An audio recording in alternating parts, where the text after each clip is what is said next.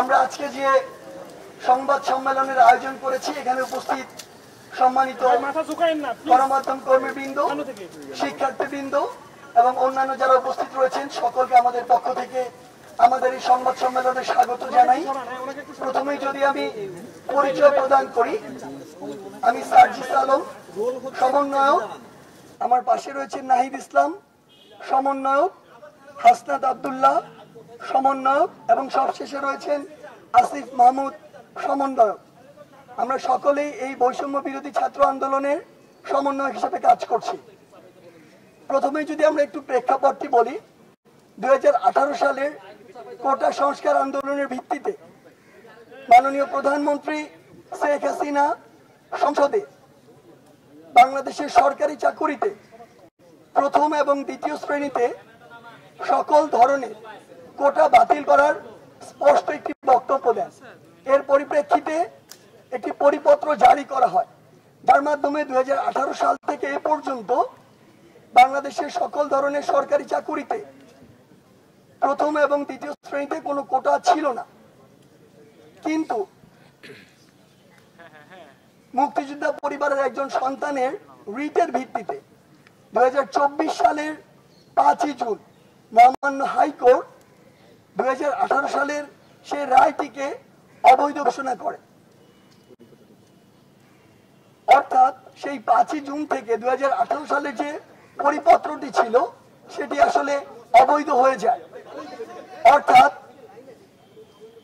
এই যে 56% কোটা ছিল 2018 সালের পূর্বে, সেটি আবার সরকারি চাকুরিতে বহাল হয়ে যায়।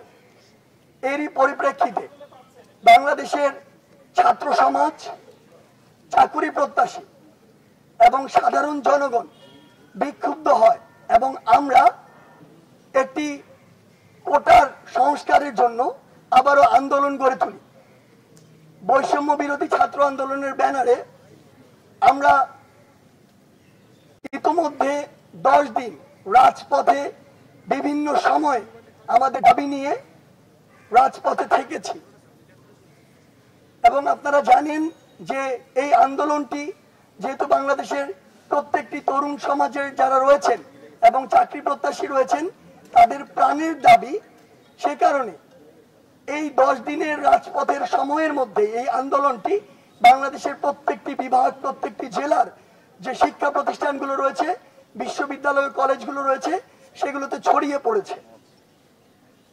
এবং আমরা বিশ্বাস করি যেহেতু এটি যৌক্তিক এবং সকলের প্রাণের দাবি, তাই আমাদের যে এক দফা এক দাবি রয়েছে সেটি অতি দ্রুত বাংলাদেশের প্রত্যেকটি জেলা এবং শিক্ষা প্রতিষ্ঠানে ছড়িয়ে পড়বে এবং আমরা রাজপথে ততক্ষণ থাকবো যতক্ষণ আমাদের এই যৌক্তিক দাবিগুলো মেনে না নেওয়া হয়। এ পর্যায়ে আমাদের মাঝে আমাদের এই সংবাদ সম্মেলনে কিছু জায়গা ক্লিয়ার করবেন, আমাদের অবস্থানের জায়গাগুলোর ক্লিয়ারিফিকেশন দিবেন আমাদের এই বৈষম্য বিরোধী ছাত্র আন্দোলনের অন্যতম একজন সমন্বয়ক হাসনাত আব্দুল্লাহ।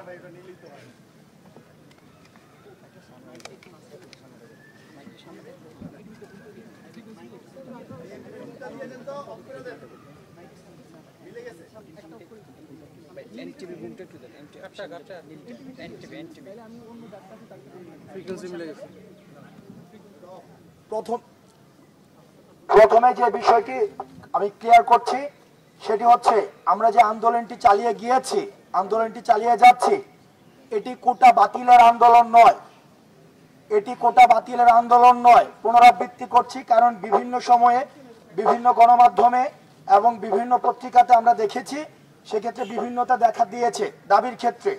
আবারও পরিষ্কার করছি, আমাদের আন্দোলনটি কোটা বাতিলের নয়, বরং বাস্তবতার সাথে সমন্বয় রেখে কোটার যৌক্তিক সংস্কার। আমি যদি আমাদের যে দাবিটি ছিল, আমাদের এক দফা দাবি, এই এক দফা দাবিটি আমি একটু আবার পুনরাবৃত্তি করছি। সকল গ্রেডের সরকারি চাকরির সকল গ্রেডে অযৌক্তিক ও বৈষম্যমূলক কোটা বাতিল করে সংবিধানে উল্লিখিত অনগ্রসর গোষ্ঠী ও বিশেষ চাহিদা সম্পন্নদের জন্য কোটাকে ন্যায্যতার ভিত্তিতে ন্যূনতম পর্যায়ে এনে সংসদে আইন পাশ করে কোটা পদ্ধতিকে সংস্কার করতে হবে। এটি ছিল আমাদের দাবি। এখন প্রশ্ন থেকে যায় যে ন্যূনতম পর্যায় বলতে আমরা কি বোঝাচ্ছি। 2 নম্বর বিষয় একটা প্রশ্ন থেকে যায়, আমি প্রথম 2 নম্বর বিষয় প্রশ্ন থেকে যায় যেটা নিয়ে আমরা অনেক সময় সবচেয়ে বেশি প্রশ্ন ফেস করেছি, মিডিয়াতে সবচেয়ে বেশি প্রশ্ন ফেস করেছি যে আমরা মুক্তিযোদ্ধা কোটার বিরোধিতা কিনা। অনেকেই আমাদেরকে এইভাবে ফিঙ্গার পয়েন্ট করা হয়েছে যে এই আন্দোলনটা শুধুমাত্র মুক্তিযোদ্ধা কোটার বিরোধিতার জন্য হচ্ছে আন্দোলনটা করা হচ্ছে। আমরা স্পষ্ট করতে চাই এই আন্দোলন মুক্তিযুদ্ধ কোটার বিরোধিতা না। মুক্তিযুদ্ধ যারা করেছে তারা আমাদের জাতির শ্রেষ্ঠ সন্তান। আমাদের জাতির শ্রেষ্ঠ সন্তানদের জন্য যে কোনো ধরনের রিওয়ার্ড সরকার থেকে যেটা দেওয়া হবে, আমরা একজন সচেতন নাগরিক হিসাবে যে বাংলাদেশকে ধারণ করে, যে বাংলাদেশকে বিশ্বাস করে, যে বাংলাদেশকে ভালোবাসে, যে বাংলাদেশকে ওন করে, সে কখনো মুক্তিযুদ্ধের প্রশ্নে এবং মুক্তিযোদ্ধাদের অবদানের প্রশ্নে সে কখনোই আঙুল তুলতে পারে না। আর যারা আঙুল তুলে তাদেরকে আমরা বাংলাদেশের শত্রু হিসেবে চিহ্নিত করতে চাই। আমরা কখনোই মুক্তিযোদ্ধাদের রিওয়ার্ড নিয়ে আমরা কখনো প্রশ্ন তুলিনি।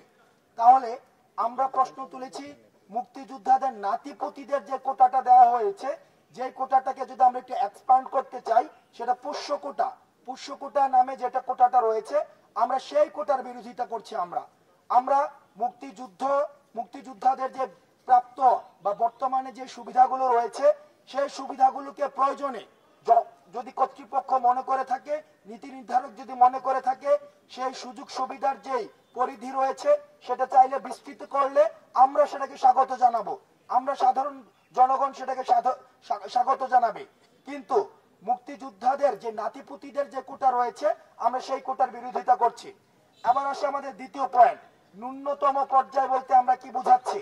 ন্যূনতম পর্যায় বলতে আমাদের একটা বিষয়, আমরা যখন এই আন্দোলনটা শুরু করেছি, এই আন্দোলনটা এখন গণমানুষের আন্দোলনে পরিণত হয়েছে। অভিভাবকরা সেখানে সংহতি জানাচ্ছে, কৃষক সংহতি জানাচ্ছে, শ্রমিক সংহতি জানাচ্ছে, আমাদের রেমিটেন্স যোদ্ধারা সংহতি জানাচ্ছে। কারণ সবাই নিশ্চিত হতে চায় তাদের সন্তানদের তারা যে উদ্দেশ্যে পড়াশোনা করাতে চাচ্ছে, তারা যেন পড়াশোনা শেষে একটা নিরাপদ কর্মসংস্থান নিশ্চিত করতে পারে। এই নিরাপদ কর্মসংস্থানের জায়গা থেকে তারা দেখেছে যে কোটা একটি বাধা, সেই জায়গায় কোটাকে তারা একটি সমস্যা হিসেবে চিহ্নিত করেছে। দ্বিতীয়ত যে জায়গাটি রয়েছে, বাংলাদেশের যে সচেতন মহল রয়েছে, এই সচেতন মহল মেধাভিত্তিক স্মার্ট বাংলাদেশ এবং বর্তমান একবিংশ শতাব্দীর বিশ্বমানের বাংলাদেশ গড়ার ক্ষেত্রে মেধাকে একটি সমস্যা হিসেবে চিহ্নিত করেছে। তৃতীয়ত আমরা দেখেছি গত 2 দিন আগে বুয়েটের শিক্ষক সমিতি একটি বিবৃতি দিয়েছে যে কোটা পদ্ধতিতে যদি বুয়েটে সেখানে হচ্ছে শিক্ষার্থীকে ভর্তি করা হয়, তাহলে বুয়েটের স্ট্যান্ডার্ড ফল করার সম্ভাবনা রয়েছে।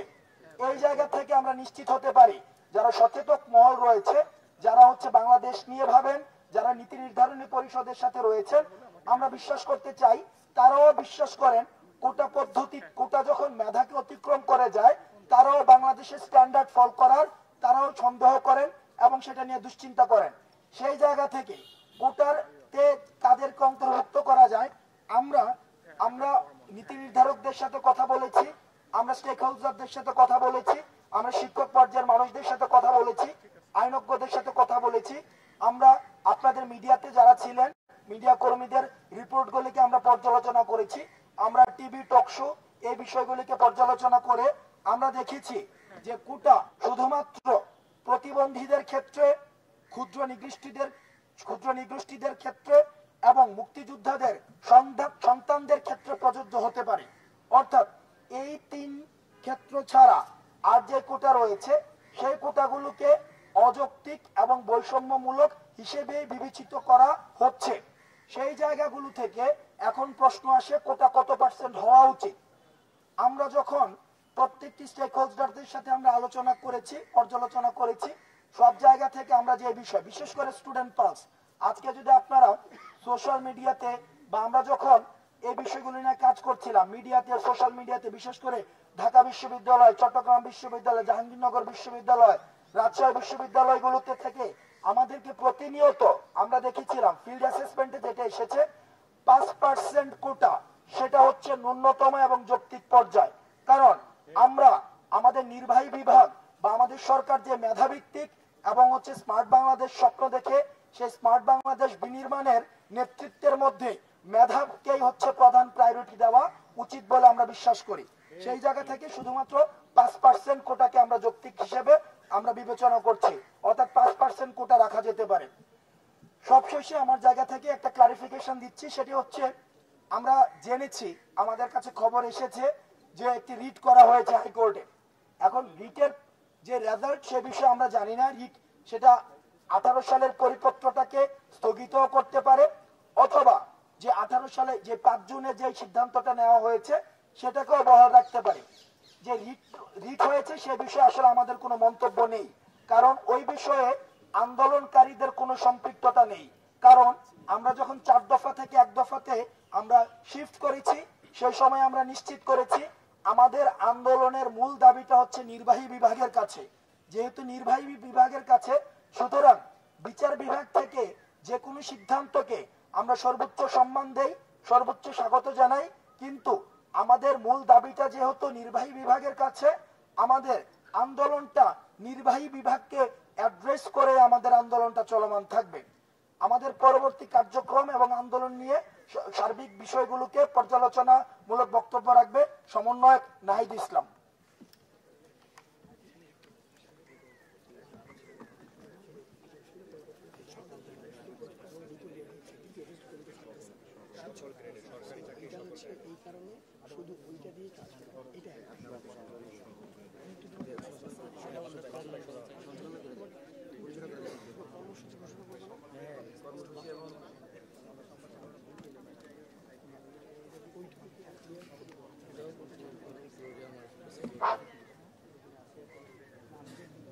আচ্ছা, আমাদের সমন্বয়ক হাসনাত আব্দুল্লাহ যেই কথাটি দিয়ে শেষ করেছিলেন তার সাথে আমি 2টি লাইন সংযুক্ত করতে চাই।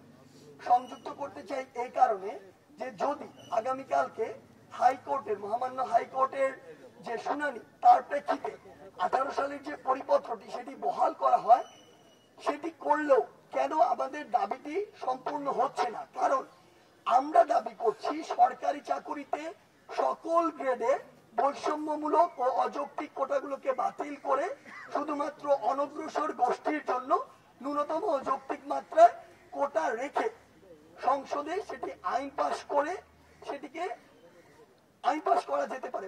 আইন পাশ করতে হবে। আমাদের কথাটা হচ্ছে যে আমরা যেটি বলছি যে সরকারি চাকরিতে সকল গ্রেড আমাদের দাবি। এখন 2018 সালের যে পরিপত্র সেটি কিন্তু শুধুমাত্র প্রথম শ্রেণী এবং দ্বিতীয় শ্রেণীর চাকরি নিয়ে, অর্থাৎ নবম গ্রেড থেকে 13তম গ্রেড। তাহলে সেটি যদি বহালও হয়, আমাদের যে দাবিটি, আমরা যে 1 দফা 1 দাবি নিয়ে করছি সকল গ্রেডের, সেটি কিন্তু পূরণ করছে না। ঠিক এই জায়গা থেকে আসলে শুধুমাত্র মহামান্য হাইকোর্টের শুনানির ভিত্তিতেই এটি সম্ভব নয়, বরং আমরা মনে করি এটি যেহেতু সরকারের নীতিগত সিদ্ধান্ত, তাই সরকারের নির্বাহী বিভাগ থেকে আমরা এটির একটি হতে পারে যে কমিশন গঠনের পরিপত্র কিংবা তাদের সিদ্ধান্ত প্রত্যাশা করি, এবং তারা যদি একটি লিখিত ডকুমেন্টের মাধ্যমে আমাদেরকে একটি পরিপত্রের মাধ্যমে হোক বা লিখিত ডকুমেন্টের মাধ্যমে হোক আমাদের এই আশ্বাসটি দিয়ে থাকেন কমিশন গঠনের এবং কোটা সংস্কারের, তাহলে অবশ্যই আমরা আমাদের আন্দোলন থেকে আমাদের পড়ার টেবিলে ফিরে আসব। এ পর্যায়ে আমাদের আগামীকালকের কর্মসূচি এবং সার্বিক বিষয় নিয়ে কথা বলার জন্য অনুরোধ করছি আমাদের বৈষম্য বিরোধী ছাত্র আন্দোলনের আরেকজন অন্যতম সমন্বয়ক নাহিদ ইসলামকে। শেষ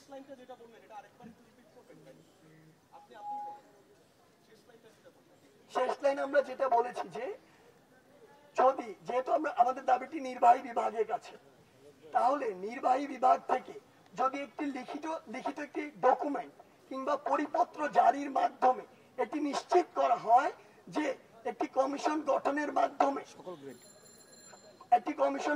মাধ্যমে দ্রুততম সময় সকল গ্রেডে কোটার যৌক্তিক সংস্কার করা হবে, এটি যদি নিশ্চিত করা হয়, তাহলে অবশ্যই আমরা তৎক্ষণাৎ রাজপথ ছেড়ে আনন্দ মিছিল করতে করতে পড়ার টেবিলে ফিরে আসব।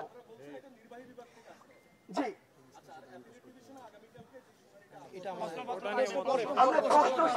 আমরা প্রশ্ন শেষে আবার নিব,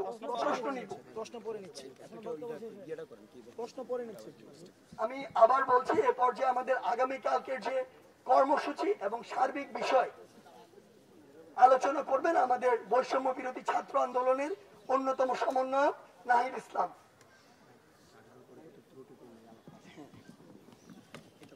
ধন্যবাদ সাংবাদিক বন্ধুদের। আপনারা সকলেই জানেন যে আমরা হাইকোর্টের যে রায় হয়েছে 5ই জুন, সেদিন থেকে আমরা আন্দোলনে আছি এবং এই 1 জুলাই থেকে আমাদের আন্দোলন আরো বেগবান হয়েছে। এখানে একটি জিনিস স্পষ্ট করতে চাই যে এই আন্দোলন কিন্তু শিক্ষার্থীরা নিজ উদ্যোগে তৈরি করেনি, বরং হাইকোর্টের রায় এবং সরকারের যে নিশ্চুপ ভূমিকা, সেই নিশ্চুপ ভূমিকার ফলে কিন্তু এই আন্দোলনের প্রেক্ষাপট তৈরি হয়েছে। তো আমাদের আন্দোলনের ফলে সাধারণ মানুষের ভোগান্তির কথা অনেকেই বলছেন।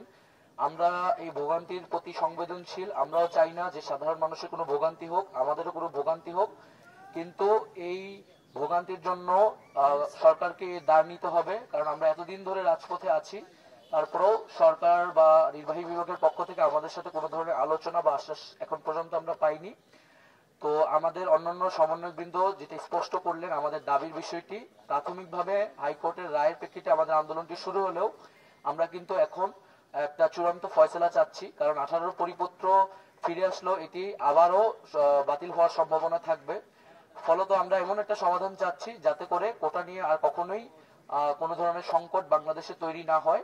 সেজন্য আমরা সংসদে আইন পাশের মাধ্যমেই অনগ্রসর জনগোষ্ঠীকে বিবেচনায় রেখে কোটার সমস্যা বা কোটার বৈষম্য নিরসন করার কথা বলছি। আর আদালতের যে বিষয়টি, মহামান্য আদালতের প্রতি আমাদের পূর্ণ শ্রদ্ধা এবং আস্থা রয়েছে। আদালতে যেহেতু বিষয়টি গড়িয়েছে, আদালতে আইনি প্রক্রিয়ায় সেটি আইনিভাবে গড়বে, কিন্তু কোটা যেহেতু একটি আন্দোলনের প্রেক্ষিতে এই ডিসিশনটি হয়েছিল এবং আমরা মনে করছি নির্বাহী বিভাগ এবং বা সরকারের এখানে হস্তক্ষেপের সুযোগ রয়েছে। সরকার চাইলে একটি নতুন পরিপত্র জারি করতে পারে। ফলত আমাদের আন্দোলন কিন্তু আর আদালতের প্রেক্ষাপটে নেই, আমাদের আন্দোলনটি এখন মূলত সরকার এবং নির্বাহী বিভাগের প্রতি। তো সেই জায়গা থেকে আমাদের যে বাংলা ব্লকেট কর্মসূচি আমরা ঘোষণা করেছিলাম এবং গত 2 দিন ধরে চলমান ছিল, সেটি অব্যাহত থাকবে। আগামীকাল 10ই জুলাই 2024 আমাদের যে এক দফা দাবিতে সকাল সন্ধ্যা সারা দেশে ব্লকেট কর্মসূচি পালিত হবে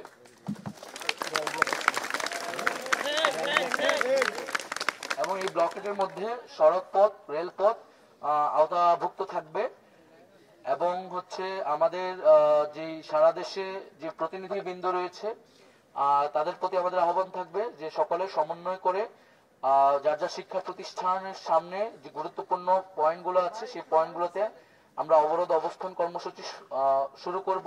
আগামীকাল সকাল 10টায় আমরা ঢাকা বিশ্ববিদ্যালয়ের জায়গা থেকে কেন্দ্রীয় গ্রন্থাগারের সামনে আমরা জমায়েত শুরু করব এবং তারপর আমরা আমাদের ব্লকেট কর্মসূচি আর জন্য শাহবাগ মোড়ে জমায়েত হব। তো বন্ধুগণ, এই পর্যায়ে যদি আপনাদের কোনো প্রশ্ন থাকে তো সেই প্রশ্নগুলো আমরা বিবেচনা করতে চাচ্ছি।